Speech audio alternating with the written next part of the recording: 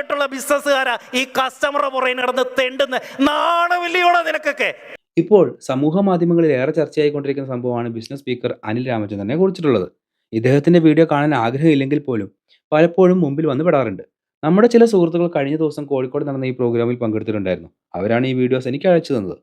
നമ്മളൊരു വ്യക്തിയോട് ഒരു കാര്യം സംസാരിക്കാൻ പോകുമ്പോൾ വളരെയധികം ആലോചിച്ചിട്ട് വേണം സംസാരിക്കാൻ, അല്ലേ? അപ്പോൾ നമ്മളൊരു ഗ്രൂപ്പ് ഓഫ് ആൾക്കാരോട് ഒരു കാര്യം അവതരിപ്പിക്കാനോ സംസാരിക്കാനോ പോകുമ്പോൾ എത്ര വട്ടം തോട്ട് പ്രോസസ്സ് ചെയ്തിട്ട് വേണം നമ്മൾ ആ ഒരു കാര്യം പ്രസന്റ് ചെയ്യാൻ. ഞാൻ പറയാൻ പോകുന്ന കാര്യങ്ങൾ എൻ്റെ മുമ്പിൽ അല്ലെങ്കിൽ എന്നെ കേട്ടുകൊണ്ടിരിക്കുന്ന ആൾക്കാർക്ക് വിഷമമാകുമോ? ഒരാൾക്കെങ്കിലും അത് വേദനയാകുമോ? എന്നൊക്കെ ചിന്തിച്ചിട്ട് വേണം നമ്മളൊരു കാര്യം പറയാൻ. ചില ആളുകളൊക്കെ വളർന്നു വരുന്ന സാഹചര്യം വളരെ മെച്ചപ്പെട്ട അല്ലെങ്കിൽ ഉയർന്ന നിലവാരമുള്ളതായിരിക്കും. അവർക്ക് ചിലപ്പോൾ സമൂഹത്തിൽ ഇടപെടുമ്പോൾ ഇത്രയ്ക്ക് ആലോചിക്കുകയൊന്നും വേണ്ടി വരില്ല. സ്വന്തമായി ഒരു ബിസിനസ് സ്റ്റാർട്ട് ചെയ്യണമെന്ന് ആഗ്രഹിക്കുന്നവരായിരിക്കും ഏറെ പേരും. പക്ഷേ എന്തൊക്കെയോ ഒരു ഭയം കൊണ്ട് അത് സാധിക്കാതെ പോവുകയാണ്. അങ്ങനെയുള്ളവർ ബിസിനസ്സിൽ എന്തെങ്കിലുമൊക്കെ ആയിട്ടുള്ളവരെ അല്ലെങ്കിൽ സാധിച്ചിട്ടുള്ളവരെ ഫോളോ ചെയ്യുകയും അവർ പറയുന്നത് കേട്ട് മാതൃകയാക്കാൻ ശ്രമിക്കുകയും ചെയ്യും.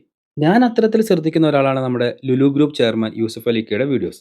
ബിസിനസ്മാൻ ആയില്ല എങ്കിലും അദ്ദേഹത്തിന്റെ ജീവിതാനുഭവങ്ങളും ഉപദേശങ്ങളും കേൾക്കുമ്പോൾ തന്നെ നമുക്ക് വളരെയധികം ഊർജ്ജവും നല്ലൊരു വ്യക്തിത്വത്തിന് ഉടമയാകാനും സാധിക്കുന്നുണ്ട്.